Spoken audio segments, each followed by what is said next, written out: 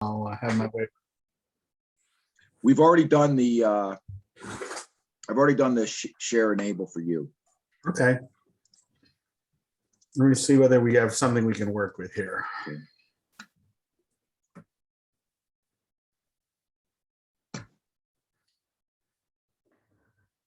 So hopefully everybody sees that image now. Yes. Excellent. Okay, so I'm going to use you guys a little bit of guinea pigs. I apologize for that, but this is a presentation I actually had put together to present at Berkeley next month. And so we're going to run it by you guys because I think it's a relevant place to talk. We're in the business of communicating about science and health, but as I suggest here, some of us see it as apples, others of us see it as oranges, and trying to bridge that gap is really the essence of what I've been trying to do for some time. Yeah, let's see if we can make everything move. Again, because this is, we're presenting it somewhere else, just an introduction to the American Council on Science and Health, for which everybody already knows. I will not bother you with that. I think that in my scheme of things, excuse me, that I'm trying to, at least in my writing, get a little bit closer to the conversation and present the science with all its warts straight up the middle, rather than leaning in one direction or another. Communication really has three components to it, and I think what I really wanted to talk about here are those three components. There is a speaker, there is a listener, and there's the medium that connects the two, and all three have elements in it that we need to consider. As to the speaker, that's pretty easy. That's me. I've been a vascular surgeon for 30 years now out of clinical practice. Throughout all that time, I spent a great deal of time. Surgery is retail sales. Nobody comes in asking for an operation. And so I spent a lot of time explaining to people their health problems. I hear this little voice. I don't know whether I should be answering. I presented options to them. I discussed to a large extent risks. And for the past 5 years, I've been writing for the American Council on Science and Health, and I've really tried to communicate on the topics of health and science. Feedback. Communication is a two-way street, and no matter what I write, it goes through the filter of the person on the other end listening to it. And for these people, there are two things that we need to consider: their understanding and their emotional response. And a lot of the comments are more around their emotional response than their understanding. If nothing else, COVID has demonstrated to us how shallow our knowledge is. I mean, how do airborne viruses actually spread? How does our immune system know that the spike is foreign and not part of me? What is herd immunity? What is a vaccine? All these have come into question over the last year, and the amount of material generated to talk about those things has gone up astronomically. Literacy used to be reading, writing, and arithmetic, but it really no longer is that, especially in the areas of health and science. The key thing now is numeracy, which is literacy of numbers. And unfortunately, science and health both consist of charts and graphs and a lot of numbers. And at least a third of the American public is numerically illiterate. And that is, it's just a frightening idea. What that means is that when they looked at numeric literacy with respect to healthcare, they couldn't read a bus schedule well enough to get to their appointments. They can't calculate the dosage of medications. They can't follow the label instructions. And as I write, as you might suspect, low numeracy is far more pervasive among the less educated and the elderly. So this is a bad combination for physicians, but it's an even more difficult problem for trying to communicate health, especially when you're doing it at a distance and not across the desk from one another. What they found in a bunch of studies looking at numeracy is that people with low numeracy focus more on the narrative. They focus more on the words, less on the numbers. And when you begin to focus more on words rather than numbers, then you become susceptible to how the information is framed and the context for which that framing takes place.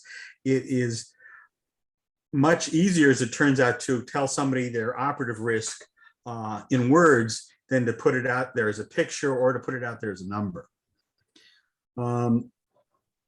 As I say, in a framing, 3 out of 100 versus 97%, very different responses, especially when you're talking about people dying. If I tell them they have a 97% chance of being alive at the end of the operation, they're far more inclined to sign up than a 3% chance of dying. So that's just a simple example of that. And words, while they obviously make a big difference, are necessarily imprecise. There is this apocryphal story about President Kennedy having taken over, and he was informed about the planned Bay of Pig operation, and he asked what the CIA felt was the certainty of that mission proceeding. And they said it had a high likelihood of success. And he went based upon that. But what the CIA failed to tell him is that a high likelihood of success was about 30%.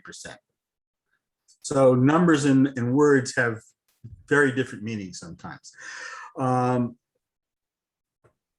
Over the course of this year, over the course of COVID, preprints, which were not a big thing to be looking at 2 years ago, have become pivotal. Most people now are looking at journal articles and raw data, and in many cases, they're just not equipped to understand any of the nuance that's in there. Despite that, Twitter has become the public face for media. All the journals make use of Twitter. All the researchers that are promoting their articles make the use of Twitter. But Twitter is a very tough way to communicate things. I guess they said, Mark Twain said in writing a letter to someone that he was sorry about the length of the letter, but he didn't have time to write a shorter one. Because to say things in a very short, concise way takes a lot more effort than to write pages and pages, and Twitter is geared just for the short thought. I want to move in a little bit of a different direction. That is to talk about two models of how we think about things. There's the Kahneman-Tversky model, system 1 and system 2. System 1 is an intuitive one. It captures the sense of the information. System 2 is the analytic component. It looks at the literal facts and does an analysis. There is another version very similar to this by a physician named Leonard Shlain, who wrote a book called The Goddess and the Alphabet, which if you've never read it, I highly recommend it. There is a YouTube video where he gives an hour, or he gives a 45-minute lecture on it, which will capture the essence of the book and is well worth the time. I will admit I was biased because Dr. Shlain was a vascular surgeon, so I gravitate in that direction. In any case, he talked about the left brain being our more analytic, linear thought, which seems to be the case, and that our right brain is much more visual, holistic, more intuitive, more feminine. The left brain is felt to be more male, the right brain to be more feminine, using cultural stereotypes. He argued that the adoption of writing and printing, which were both linear processes that favored the left brain, gave a slight analytic edge to men and gave rise to a misogynistic culture that began to embrace words over images. That is the whole gist of the book, The Goddess and the Alphabet. And again, I recommend taking a look at that, because it's a very fascinating way of looking at how things have changed over the course of time. He died around 1995, 96, just as the internet was really coming of age. And it was his thought that the internet was a different medium than writing or printing, and that it would favor that system one thinking, it would favor that right brain, more holistic way of viewing things. And in fact, I think he was right. He had hoped that it would balance things, but I think that the pendulum has swung in a different direction. The bulk of our news comes from the internet. And as you can see from this graph, our feelings towards people has changed dramatically over the last 40, 50 years that's in there. That line through 2000 is there because that's the point at which those feelings about your party or that the other party begin to diverge. That is the time of the rise of Google. That is the rise of Twitter. That is the rise of Facebook. They all began about that time. And so you can see in some sense the effect of social media on how we view ourselves and our opponents.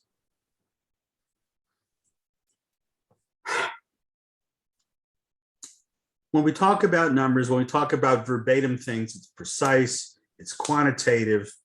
We know what a 2 is, we know what a 4 is, we know the difference between them. But words are vague. Words have gists, and gists are some kind of vague, qualitative, emotional response we have to the words. Critical race theory. So whatever emotion you had at the moment to that phrase is the gist to it. And we all can have different gists to that. But my point is that words have gists, and they can be combined together, and that they're different than putting up numbers. Gists incorporate the listener's education, the listener's experience, the listener's culture. And as a writer sitting here on Long Island, writing out into the internet, I can't control any of those variables. And so how the listener hears what I'm writing is up for grabs. Again, surgery is all about retail sales. And in order to convince someone that they needed to have an operation, I had to identify what was the driving motivation for them. And once I understood that gist, once I understood that driving motivation, I could frame my conversation around that to meet those needs. That is what's going on today, I think to a large degree in social media. What does the information need to the individual? To be compelling, information has to have an underlying emotional context. And as an aside, I would say that's one of the problems that ACSH is having in the new era, because when it was founded, information did not have to be emotionally relevant to make a compelling argument. You could have an analytic discussion. You could sit people down with opposite points of view and carry out a reasonable conversation. That is not anywhere near as possible today because of the way the medium, social media, has changed how we communicate with one another. Communication always requires attention. It's been that way for a million years. This is from a cartoon from 1890 talking about fake news and humbug news. So this has been around for a long time. It's been around for far longer than Twitter or Mark Zuckerberg. But they found ways to scale it. They use algorithms to drive attention, and that's a very key factor in what we're all about these days. So 2 studies. One study that was performed shows that what's considered news is very much based on the frequency with which it's heard. That's why everything on every channel is always breaking news. And breaking news is every 5 or 10 minutes, every 20 minutes, every hour. You know, we live in a 24/7 news cycle now. So you will hear the same bit of news over and over and over again. And that begins to alter your response to that. It alters your response because it starts to stress you. There's nothing in the news. We don't have happy news. News is by definition problematic. As I'll say later on, you know, if it bleeds, it leads. Nobody wants to talk about how many people didn't get COVID this month. We want to talk about how many people got it, how many people got it even though they were vaccinated, and how many people died. We want to find out whether the other guys got it more than our guys.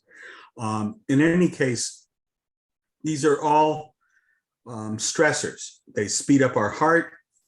They shunt blood. It's that fight and flight mechanism that, you know, I understand well as a physician, but it does alter our emotional response. It makes us more anxious. It makes us more aggressive because we're looking around at what the danger is. It intensifies negative stimuli, which signal danger. And it modifies how we perceive our control over things. Some people feel that they're empowered, others are not. But the stresses are there drip by drip from every little piece of things that wander into the social media that we're exposed to.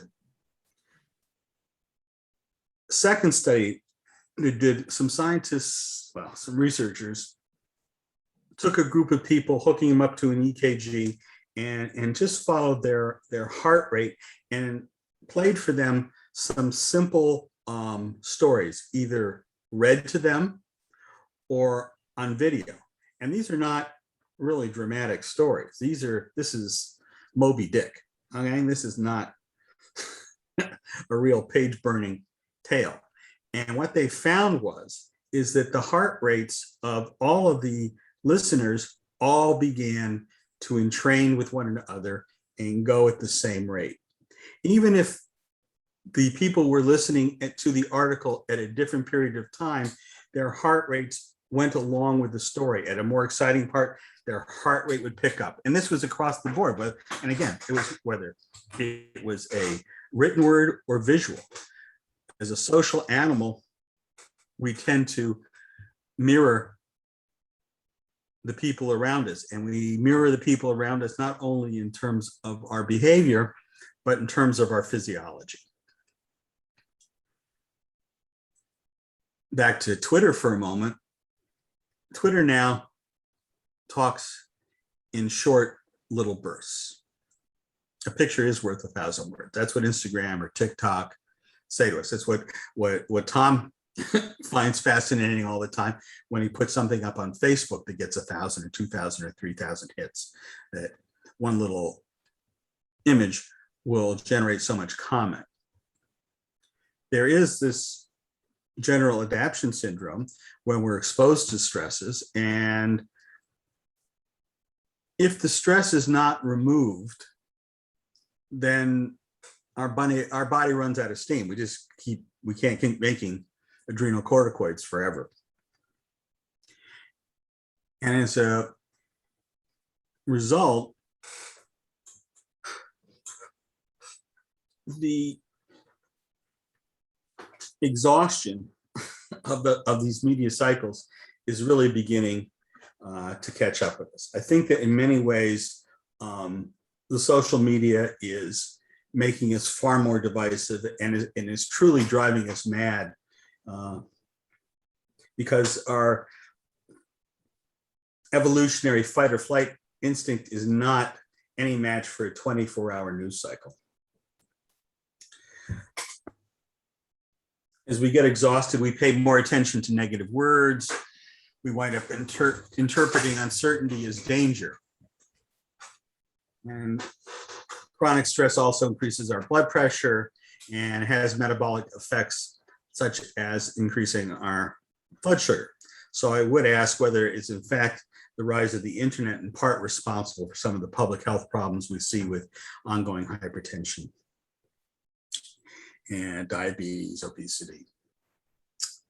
So today's challenge is to find a middle way, to somehow to harness the power of GIST to an analysis that's less attached to one point of view or another. That's the deal. You want to talk about it? Yeah. Everybody's going to have to unmute. I muted while Chuck was talking. So just click on your little image in the upper right corner and you can unmute. Okay. I'm going to stop sharing. There we go. Well, a couple of observations. You mentioned numeric illiteracy, and my observations are that it is exacerbated on purpose by the deliberate substitution of inappropriate denominators. When people start talking about percentages, they switch percent of what? And it's not defined until you dig into it. That's what my brain spends a whole lot of time trying to figure out, what percent of what, because I know they're trying to deliver misinformation. I'm trying to figure out how. And part of that is the same thing of failure to define pronouns. What is it? And it refers back to not the previous noun, but the noun before that. And so you start talking about the gist, and it depends upon the individual who's listening to define what it is. And depending upon who you are, you will choose the it that best fits your point of view. This is one of the things that the regressives are working on, the definitions and new definitions for a lot of words. And I suspect, I'd never considered it until this conversation, that a lot of the interpretations of Trump's speeches are based on a different definition of the words, because I mean, the very word progressive is exactly the reverse of what how it's being used. The concept of unravel has been redefined, and ravel, according to my great aunt, was to take apart. Now unravel is to take apart. Something wrong here. So that again is up to the interpretation of the person listening. And it's not in medicine, the words are so well defined that that problem is not yet showing itself, and that's true in engineering. But on pretty much all the rest of the sciences, yeah, don't even know what you're talking about, because depends upon who's listening, how they interpret the word. Oh, I certainly agree with you about the denominators. That's a very frequent pitfall in looking at articles and debunking things, is you have to to understand what denominator they're using to categorize the risk. That happens all the time. And I think you're right to some degree about the definition of words, though I would argue that a lot of the medical terms are a little bit more fluid than we thought that they were. They may be a little less fluid for the physicians, but for the general public, they're not. Let's take a simple one. People have thought for a gazillion years that a death certificate tells you why someone died. But any of us that has gone through an internship and taking care of complex patients, only to find that the intern is the one that has to fill out the death certificate, knows that it's at best an interesting story.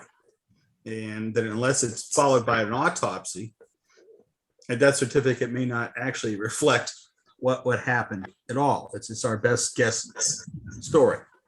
The other thing I would say is that Donald Trump, for all of his many cited issues, is a master of social media. He gets it at a level that most politicians do not understand. And he was able, with his words, to light up a lot of gists. I had occasion to check. I had occasion to interview Gina Colada at the New York Times a few years ago. Someone that I put in the responsible science writing category at the Times. And I think it was she who said the obvious: numerators are easy and denominators are hard. And the flaw in so much of science writing is that someone under deadline finds the numerator but has no time or resources to find or derive the denominator. She also pointed out that everything she wrote, and she, by the way, had an undergraduate degree in mathematics, so she was numerate, not innumerate, and then graduate degrees in microbiology. But she said everything she wrote, that she wrote very carefully, went through several, I think she said 7 or 8 levels of editing. And that the people above her in the hierarchy that were editing, they would undo a lot of her efforts to make her reporting accurate. So even if you don't want to intentionally deceive someone in your science writing or reporting, there's an awful lot of chance for error, even under your best efforts. By the way, just as an aside, I'm an amateur historian and studied the progressive era at the beginning of the 20th century. The Republicans owned that word first. And now, of course, the Democrats have responded with it. But we should not be surprised that words are changing in definition all the time. Look at liberal. We're all 19th century liberals. And that word is in constant evolution throughout political history. So that's not a problem of social media or any of the issues. That's been longstanding. I think that a lot of the problems that we posit to social media have been there for a long time, but they're amplified by scale, and we're not accustomed to dealing with scale. Right. In old days, it was easy to identify the village idiot. You could let them talk and they could be ignored. Today, in the global village, it is far more difficult to identify them, right, and to be able to ignore them. Scaling, which generates income, has changed things dramatically.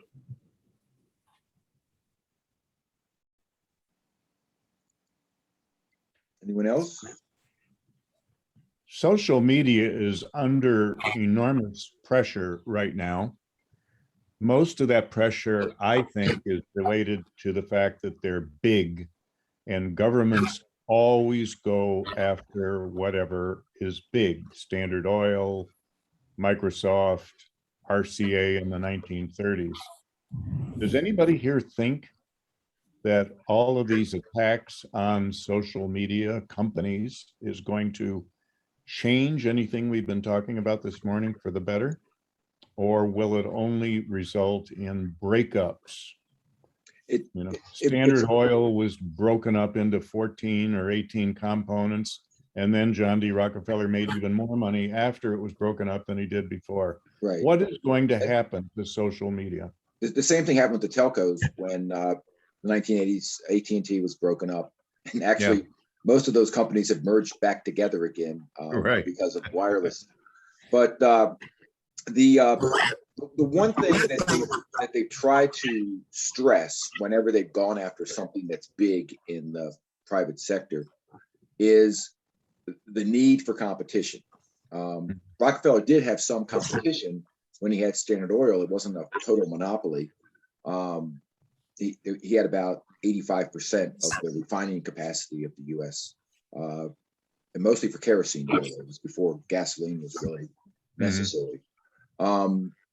And so that's the reason they saw him as the demon, even though he never really price gouged or anything like that to rob his customers. Oh, the price of kerosene was steadily going downward. Yeah, because he found ways to produce it cheaper and cheaper, because he was always looking for that. The same thing can be said, I think, about both the telcos and now the social media stuff. Competition is necessary. Right now, the problem is there is no competition for Facebook or Twitter.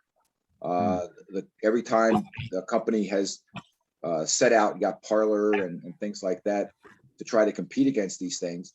But then the oligarchy of the tech industry, which controls the cloud where all these things have to sit, they got together and says, no, we don't want to allow hate speech or anything that we deem to be factually incorrect to be put up anywhere on the internet. So therefore, you can't use our cloud services anymore.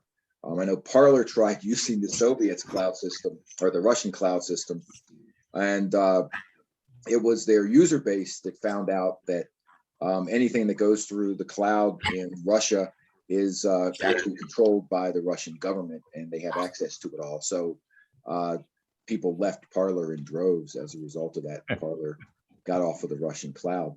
But the big thing is, and I think that one of the problems with regards to the tech companies today, the social media companies today, is much the problem that we had with the telecommunications industry for a long time.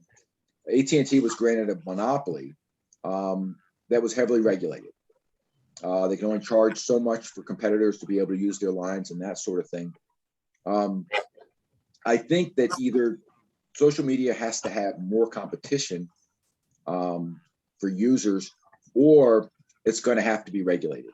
Don't forget when public utilities first started up, things like the electric companies and so forth, they weren't regulated. There were no peaks back then.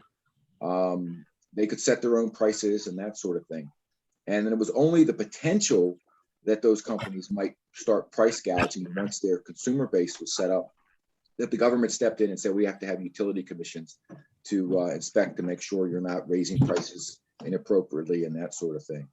And I'm wondering if that might be the path that is taken with regards to social media, because they do have so much control, as Chuck rightly pointed out, and I've found out looking back at things from my previous employer. Most Americans don't get their news from the traditional news media anymore. They get it from the internet.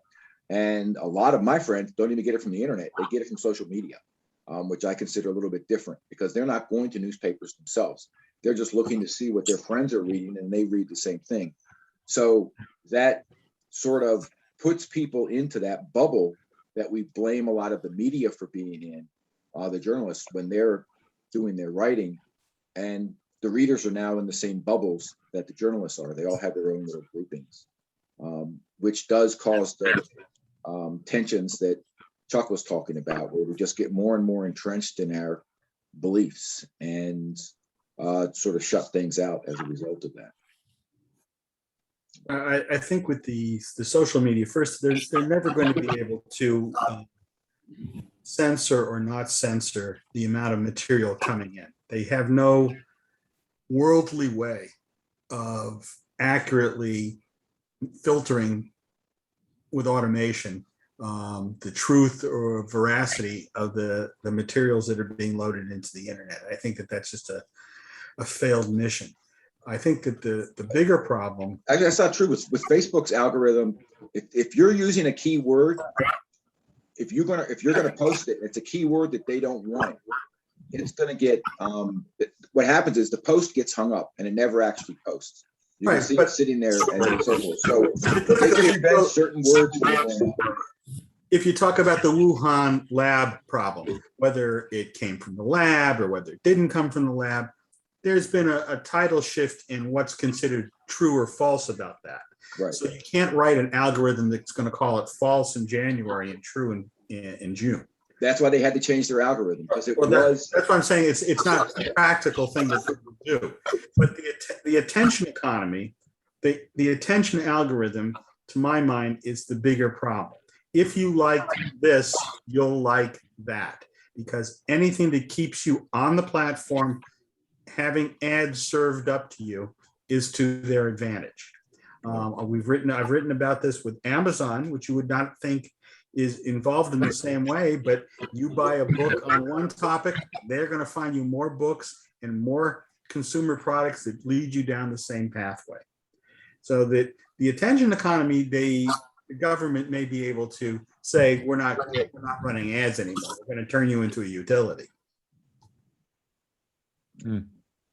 Interesting. Anyone else? Is that what is resulting in the tribalism that we're seeing today? We are paying more attention to those with whom we agree because we're being steered to those with whom we agree. I think to some significant degree, that's the case. I mean, there is a natural affinity as a social creature for people like ourselves, that think like us, that look like us, and that attention, that innate evolutionary advantage of kith and kin is exploited at a very high level now. That's why scale becomes, at least in my mind, important. When you go off and you go look to buy something, and then for the next 3 weeks, it's the same ads all over your feed. God forbid I got to go find a present for my kids for the holidays. I don't really care about PlayStation, but I'm going to be looking at those ads for 3 weeks. Right. Has anybody ever done a study to find out what percentage of people in this nation are like me and participate in any social media whatsoever? Am I part of the 0.001%? I can check with the organization I used to work for. They're the ones that keep most on top of things having to do with social media and the news media and so forth. And they've been, I mean, we did a presentation back in 2008 talking about how this little device right here was going to change everything, because you'd be able to read your newspaper here, you'd be able to talk to each other, to large groups of people and so forth. And then the iPhone came out and everything proved to be true, that the world was changed. And there's a meme that's up. By the way, memes do well because exactly what Chuck said. They're driven by emotion. There's a picture involved and then a handful of words, and that's it. And so our memes, when I post a meme up on Facebook, it just goes ballistic. But the articles that we do, we'll get more people viewing the article because I put the summation up along with the title and then a link to the article. And so we're reaching on average, our articles on Facebook are getting about 6,000 views per article, but the memes are getting, well, I just sent Chuck a thing today. One of the memes that I posted had something like 156,000 impressions. So it's they do much better. I have to leave, unfortunately. Can I ask Chuck one more Jack, question? I will check with my old colleagues and see what Okay. percentages they have for population that use social media and don't use social media. Just before you leave, Jack, I also am not on any social media. Yeah, But good. We're on the same group. but I agree with what Chuck says. There's something innate about our interests. We're interested in common things, so that, I mean, I choose to read things in the paper or whatever that I tend to agree with. And maybe I should make an effort to read things that I don't agree with. But many people suffer from FOMO, which is the fear of missing out. And if you are not connected to a social media platform, you will miss out on some of the so-called news items that are floating around out there. Yeah, And I'm going to join the other two troglodytes here. I do not participate in, it's of no value in my mind to do. I'm a private person. If I have something to share, I'll tell my wife or kids. It's covered. That's the only people that are really interested in what I have to say. And it's funny because I've looked back on a bunch of the stuff that I wrote as an undergraduate and a graduate, and it's amazing to me that I am still picking at the same bones. I may be chewing on the bones a little differently, but the topics that were of interest and concern to me 40 years ago are the same things that are driving my interest today. I really do have to leave, but I want to ask a very important question of Chuck. I am admiring your sweatshirt. What a wonderful way to spread the word about are those still a commercial? That was ACSH sweatshirt you're wearing, right? that is an ACSH sweatshirt. So the people at Home Depot and Lowe's and the lumberyard are all familiar with that because that's where this shirt gets worn a lot. Yeah. And I would have to say that is the one and only gift I ever received from our prior president. So. Tom, are they still available? I don't think so. These were floor models that he was trying out before he started a merchandise. My predecessor had toyed with a number of things as giveaways to donors. You have to be very careful because there are limits the IRS has for what you can give without requiring them to take that amount away from the value of their tax deduction for their gift. Well, I would suggest to the board a limited edition, at least to all of us who are great fans of the organization. Chuck, thank you very much. I really do have to go. Okay. And I'm very envious of your sweatshirt. I'll look into it, Jack. I'll look into it. Thanks. Do I have any other questions or opportunities to vent? Although keep in mind that we are being recorded. Well, it interests me that this group, it's just so thoroughly interesting to listen to the opinions of this group. But it is funny that it sounds like almost all of us, if not all of us, don't have any connection on Twitter or those other things. And like Chuck, if I want to spread some word, I tell my wife. Yeah, I'm also a troglodyte, and I've noticed that Facebook, when I was getting on, was more of a way to get personal positive feedback, and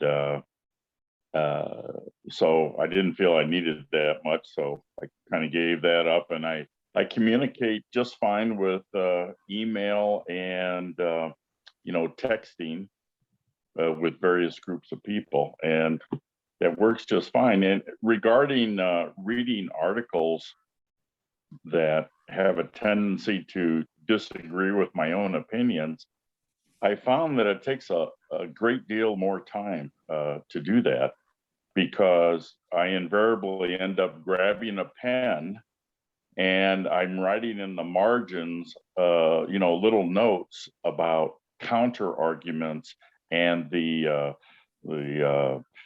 errors that they're making. So all this, takes a lot more time, and I really don't. And then I'm composing letters to the editor and everything else while I'm reading. So it takes a tremendous amount of time to read this stuff. Well, I used to read 12 newspapers a day, and then a bunch of magazines and everything. And I got to know the journalists' writing styles and their opinions so well that I could read the title and who the journalist was that was reporting it, and I could tell you exactly what they were going to say without reading the article. So you can develop those things. There's a decent website if you're looking for a way to get some balance in your reading about the issues that are most at the top in the American scheme of things. There's a place called Real Clear Politics that does a good job of balancing stories for every single issue. So they've got a conservative point and a liberal point on everything from CRT to the social media's restrictions and things like that. It's a really well done website, and so it's something you might want to take a look at. It saves me time, but I used to do that. I was critical and used to highlight and redline stuff myself. Anybody else? But just let me mention, I'm sorry, Nigel, I just wanted to say that I want one more thing on that. You're the dream reader if you make notes on my articles. Then we're communicating. And then there's a conversation going on, even if it's asynchronous. I am probably the communist among the writers. Both of my colleagues are to my right on things, but we can discuss things. And then there's a piece coming out in a few days that I talked with Tom about, and it's very valuable to get other people's points of view about things that you're writing and talking about, because it sharpens your own argument. It shows you where the flaws are so that you can look at that. And that's probably the thing that has been most lost in the media. The comment, if the comments are just, my experience of the comments is the first one or two comments are attacking me about something, then they turn on one another. The next 400 comments. I think part of the problem, though, is that some people just can't take criticism, even if there is some validity to the criticism. And the fact that you and I are willing to understand that people have another opinion, we don't necessarily take it as a criticism. I think that's part of the reason why we can communicate without our voices getting too high. You didn't respond to my Gilligan's Island statement when I emailed you.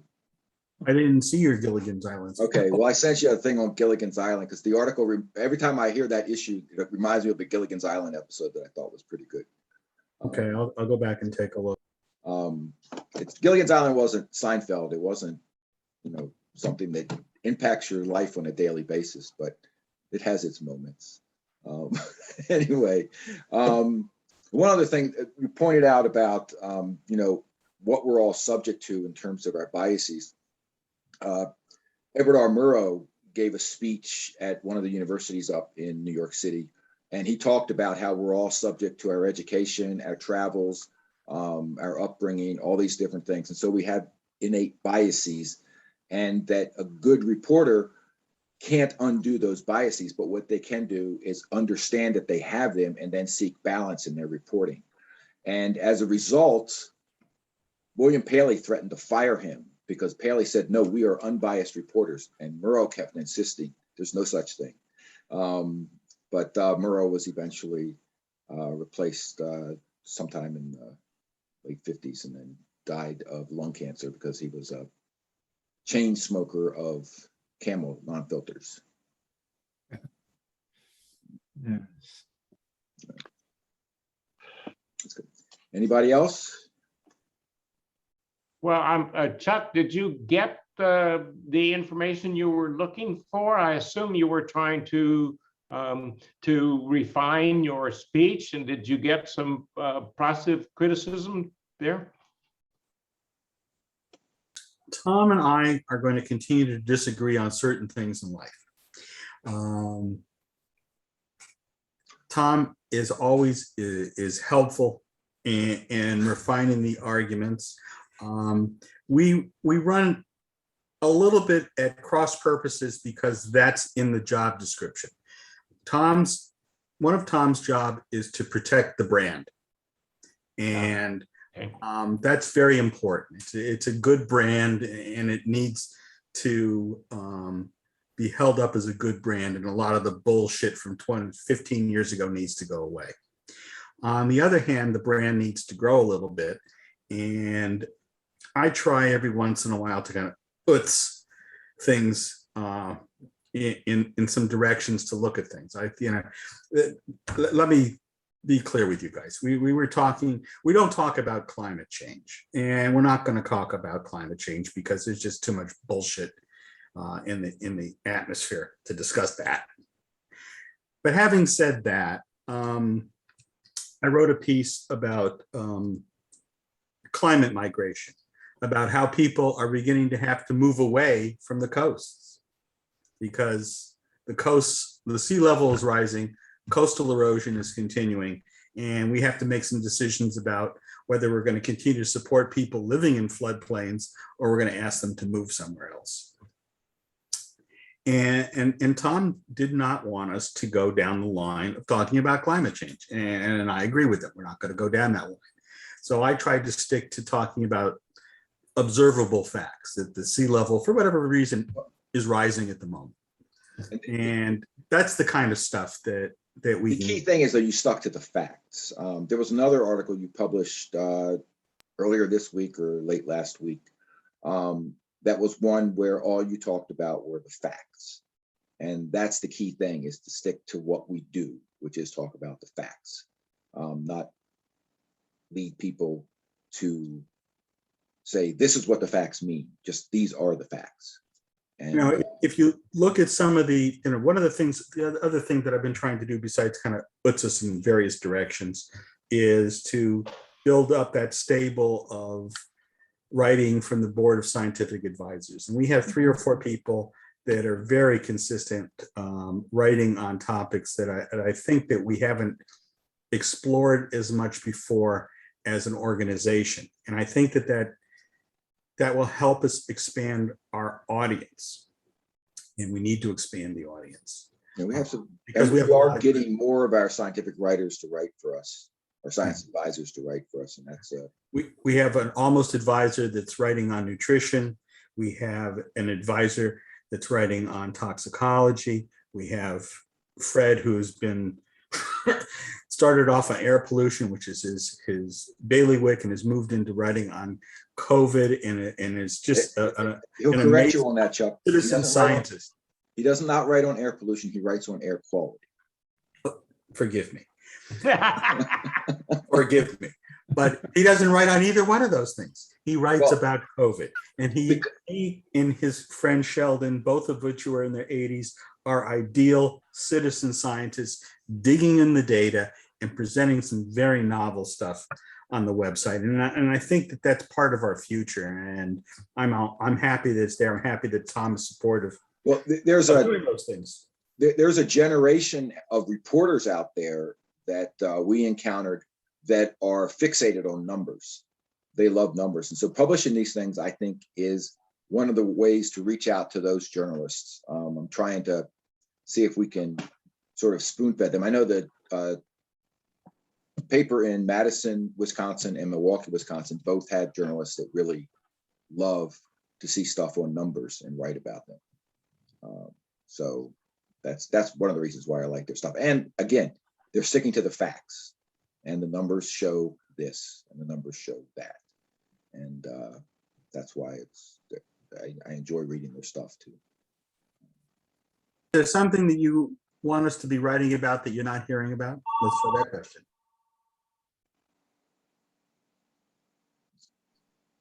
Any of you have any things you'd like to see us write about? Okay. I think Well, we're finally starting to move more and more away from the COVID stuff, so that's good. That's good. Praise the Lord. Yeah, absolutely. Yeah, I think our readers were getting more sick of that than they were with coronavirus, but yeah. But anyway, it's still good. If there's nothing else, I will go ahead and bid everyone to do. I'll try to do another meeting in early December. I apologize for taking so long to get this one done. I don't know if you guys know, I broke my foot back in June, and it has been very hard to heal. It wasn't until last Friday that my doctor said I was allowed to walk on it without the boot. So today I got up to 1.5 miles walk. I used to do 3 miles a day, so that's my goal, to get back to that. But anyway, I'm hoping that we can get back on track now and try to have these things once a month. No, All right. great. well, okay. Well, Thank you, Chuck. thanks a lot. Thanks, Chuck. I had a great time. I appreciate it. Take care, guys. That's fun. All right. Bye.